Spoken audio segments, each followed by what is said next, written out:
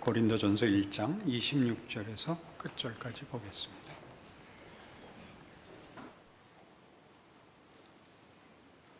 형제들아, 너희를 부르심을 보라. 육체를 따라 지혜로운 자가 많지 아니하며 능한 자가 많지 아니하며 문벌 좋은 자가 많지 아니하도다. 그러나 하나님께서 세상에 미련한 것들을 택하사 지혜 있는 자들을 부끄럽게 하려 하시고 세상에 약한 것들을 택하사 강한 것들을 부끄럽게 하려 하시며 하나님께서 세상에 천한 것들과 멸시받는 것들과 없는 것들을 택하사 있는 것들을 폐하려 하시나니 이는 아무 육체도 하나님 앞에서 자랑하지 못하게 하려 하심이라. 너희는 하나님으로부터 나서 그리스도 예수 안에 있고 예수는 하나님으로부터 나와서 우리에게 지혜와 의로움과 거룩함과 구원함이 되셨으니 기록된 바 자랑하는 자는 주 안에서 자랑하라 함과 같게 하려 함이니라. 고린도 교회 여러 가지 문제들, 특별히 분파 문제를 맨 처음 그 문제로 다루고 있습니다. 그것을 우리 보통 익숙히 아는 어떤 도덕성이나 윤리성, 옳고 그름이라는 문제로 판단을 하지 않고 그런 일들이 왜 일어났는가를 예수를 믿는 사람들이라는 지위, 신분, 그리고 위치 속에서 설명하려고 하는 것이 바울의 의도입니다. 너희를 부르심을 보라.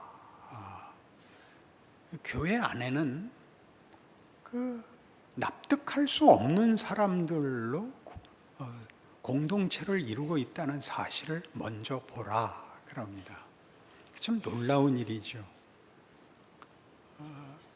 그 다양성 때문에 교회는 풍성하기도 하고 때로는 그 서로 어려움을 겪기도 합니다. 그러나 우리가 생각할 때 왜 뻔한 것을 다르게 생각하는가? 저 사람은 왜 우리 교회에 와 있을까? 라는 그 우리의 이해를 넘어선 현실, 하나님이 일하시는 지금 일하시는 하나님의 섭리가 우리의 이해를 벗어난다는 것을 기억해야 된다. 이렇게 말하는 것입니다. 우리 살다 보면 제일 많이 하는 말 중에 하나가 넌 왜 태어났어? 이게 아마 제일 큰 욕일 겁니다. 그죠? 넌 왜 태어났어? 넌 왜 그 모양이야? 이 말은 아마 최악의 표현일 텐데 그거는 따지보면 신성모독적인 발언이 되는 것입니다.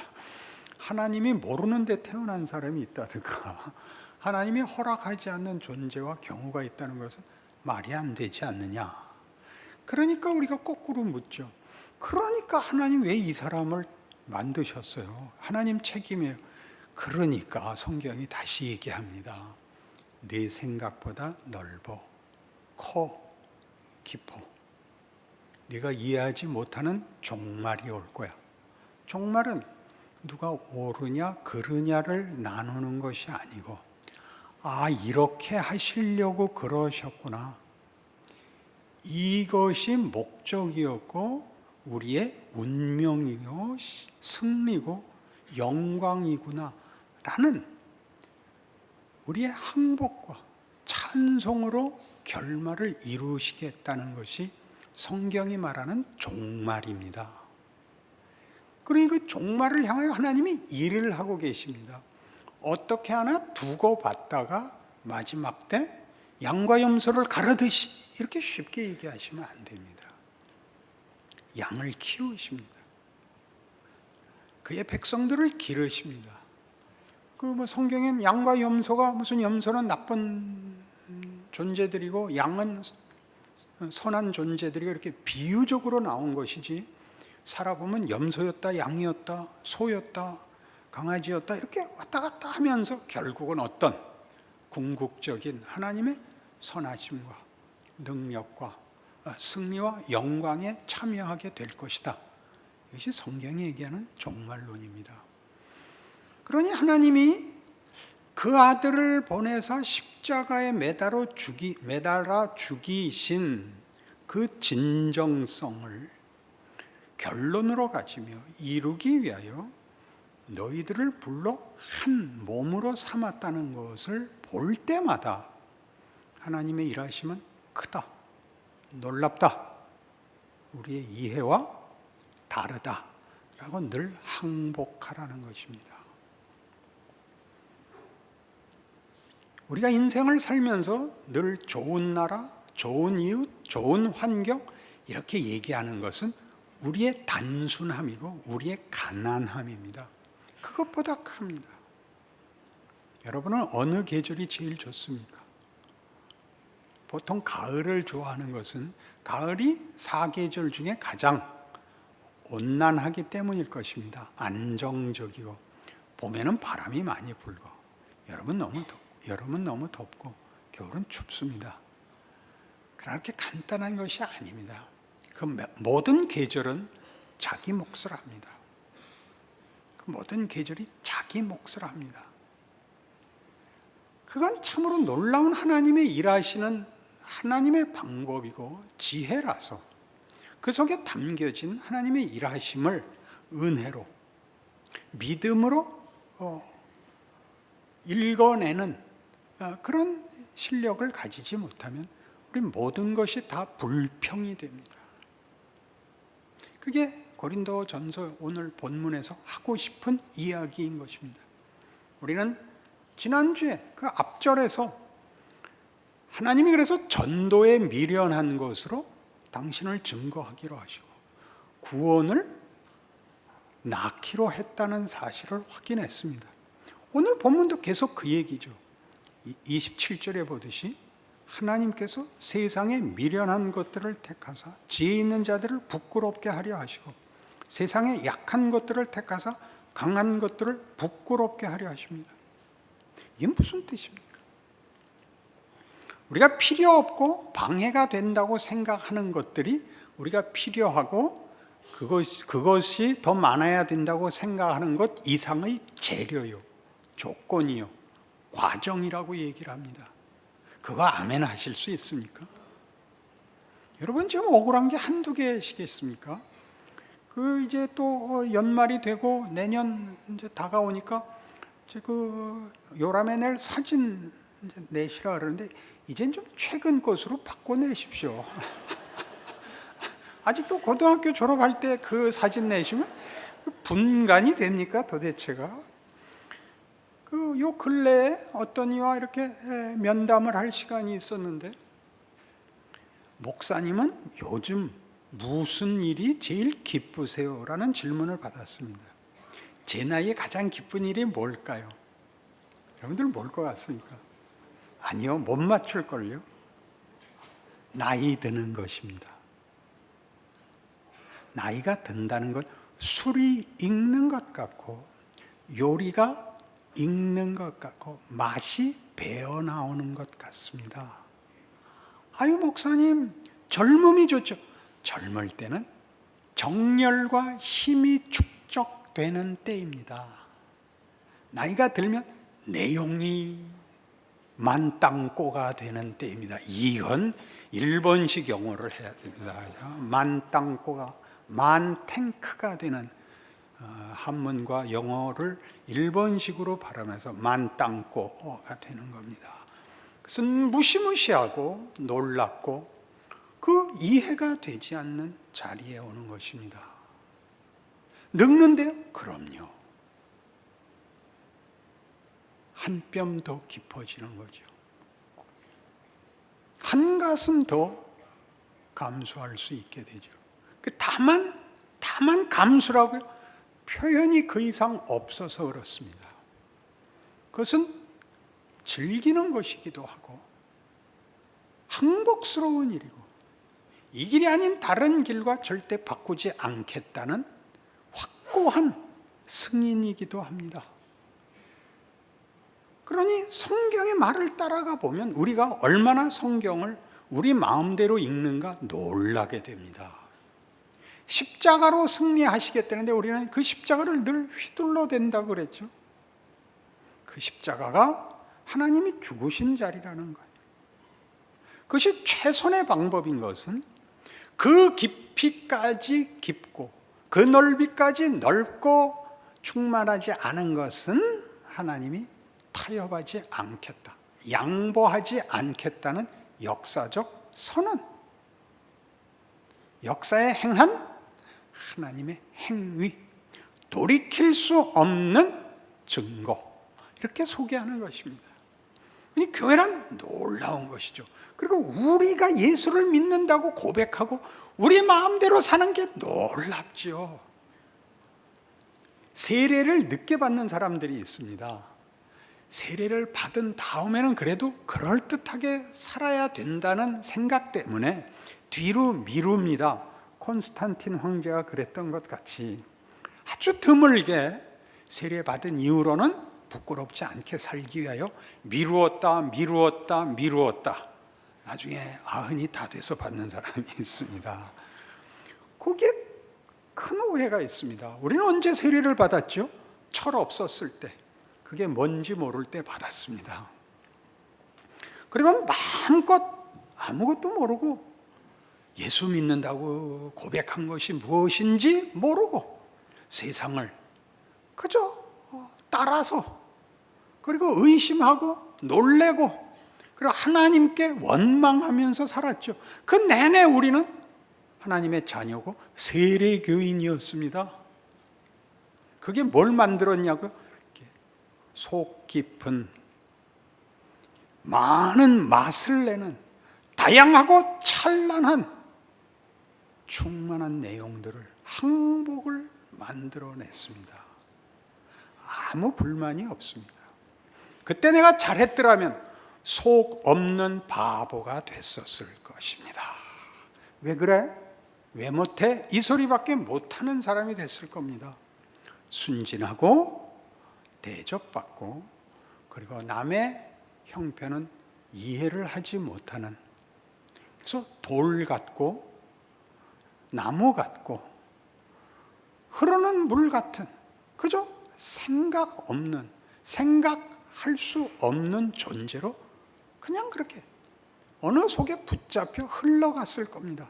하나님은 우리에게 저지르게 하시고 돌아보게 하시고 후회하게 하시고, 그래서 우리에게 일어난 모든 과거를 어느 한순간에 딱 역전을 시킬 수 있게 후회하여 반성해서 그 모든 잃어버리고 실패했던 시간을 영광과 가장 큰 성공으로 만들어내는 일을 우리 말년에 하십니다. 안 그러십니까? 나이가 들면 뭘 해야 되죠? 입을 다뭅니다.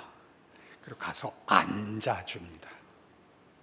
앉아서 철없는 일들을, 생각 없는 일들을 참여해서 동료라고, 같은 편이라고 앉아 성원을 보내는 거죠. 충고를 하거나, 물론 해설을 하거나 비난을 하거나 꾸짖지 않습니다. 가서 편을 들어줍니다. 나보단 낫다고, 너도 위대해질 거라고, 지금 말해서 고쳐놓는 것이 최선이 아니라고, 가보라고, 해보라고, 울어도 된다고, 울어도 된다고, 넘어져도 된다고, 그 말을 해줄 수 있게 되는 것입니다. 나이를 먹는다는 것은 얼마나 충만한 무게를 가지는 것인지요. 젊은이를 보고 희망을 가지는 것 같이 나이 든 사람들을 보고 우리의 인생에 후회 없는 승리와 내용과 만족을 확인하는 것입니다. 바울이 하고 싶은 이야기죠. 그래서 여기 있는 대로 29절에 있듯이 이는 아무 육체도 하나님 앞에서 자랑하지 못하게 하려 하심이라. 이게 무슨 뜻일까요? 교만하지 마라, 그런 뜻 아닙니다. 겸손해라, 그렇게 얘기하는 게 아닙니다. 너희들이 할 수 있고 상상할 수 있는 모든 것보다 더 큰 결과가 기다리고 있다. 자랑한다는 건 자기가 할 수 있는 한계 내로 제한하지 마라.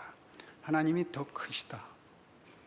너희가 감히 상상도 못했던 자리까지, 너희들이 인정하는 방법과 수단과 조건들을 넘어서는 하나님의 최종적인 승리가 있다. 거기 반전이 있다. 그는 은혜로우신 분이다. 십자가를 보라. 그렇게 얘기하는 것이죠. 그래서 이 문제는 31절에 결론으로 인용된 바와 같이 기록된 바 자랑하는 자는 주 안에서 자랑하라 함과 같게 함이라 이렇게 얘기합니다. 예레미야 9장을 인용한 것인데 한번 찾아가 볼 필요가 있습니다.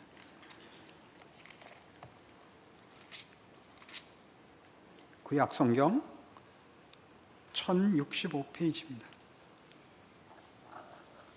예레미야 9장 23절. 여호와께서 이와 같이 말씀하시되 지혜로운 자는 그의 지혜를 자랑하지 말라. 용사는 그의 용맹을 자랑하지 말라. 부자는 그의 부함을 자랑하지 말라. 자랑하는 자는 이것으로 자랑할지니 곧 명철하여 나를 아는 것과 나 여호와는 사랑과 정의와 공의를 땅에 행하는 자인 줄 깨닫는 것이라. 나는 이 일을 기뻐하노라. 여호와의 말씀이니라. 하나님을 아는 것, 여기서 아는 것은 지식이 아닙니다. 하나님과 정상적인 관계, 하나님과의 관계에서의 지위를 갖고 있는 것을 말합니다. 하나님과의 관계에서의 지위가 뭐죠? 하나님의 아버지시고 우리는 그 자녀인 관계입니다. 그 지위.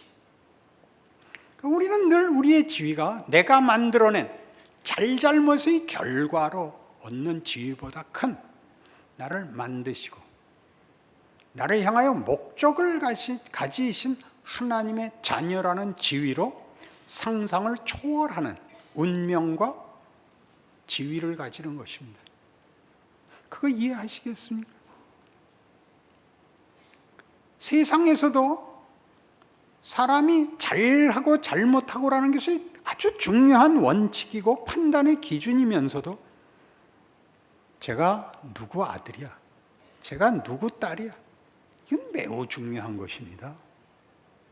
한 개인의 존재가 독립적이고 제한된 존재, 지위보다 크게 누구와 연결되어 가치를 또는 책임을 나누고 있다는 사실은 우리 세상 속에서 당연하게 느끼게 합니다. 그러면서도 하나님 앞에서 우리는 늘 원칙으로만 하나님과 우리와의 관계를 제한하려고 합니다. 그럴 수 없다는 것이 십자가입니다.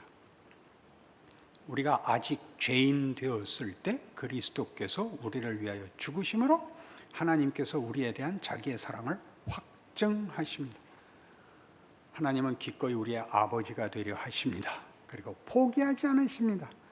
우리가 깨닫지 않았을 때, 부르지 않았을 때, 필요를 몰랐을 때, 관심 없었을 때 하나님은 아버지 노릇 하십니다. 그때 하신 아버지의 아버지 되심은 무엇으로도 방해될 수 없을 것입니다. 그것이 십자가입니다. 그러니 여러분의 삶을, 현실을, 여러분들이 늘 후회하고 원망하는 현실을 들여다보십시오. 여러분의 불안과 여러분의 분노는 어디서 오는가? 그것이죠. 충분한 능력을 갖지 못했고 충분한 해결책이 보이지 않는다는 것으로 불안하고 두려워하는 것은 기독교 신앙으로서는 섭섭한 것입니다. 이런 우리의 신앙은 예수 안에 있는 것입니다. 내 헌신, 내 의지라는 것은 그 다음 문제입니다. 우리는 다시 본문에 돌아와서 이렇게 얘기한 성경의 표현들을 주의 깊게 봐야 합니다. 1장 30절로 돌아오셔서 너희는 하나님으로부터 나와서 그리스도 예수 안에 있고 예수는 하나님으로부터 나와서 우리에게 지혜와 의로움과 거룩함과 구원함이 되십니다. 예수가 우리의 지혜가 되고 예수가 우리의 능력이 되고 예수가 우리의 구원이 됩니다. 내가 안 해도 이렇게까지 표현하는 것은 설명을 위해서 그런 겁니다. 예수께서 우리의 구원이고 지혜고 능력입니다. 우린 기독교를 너무나 자주 이런 잘잘못이라는 기준, 이해와 몰이해라는 지적 기준, 그리고 도덕성의 기준으로 자꾸 이렇게 나누어 이해를 하려고 합니다. 그러나 성경은 이 모든 일을 하나님의 인격성에다 끌어모읍니다. 하나님은 창조주시며 구원자이시며 우리를 사랑하시는 우리의 아버지시라고 인격이 가지는 최고의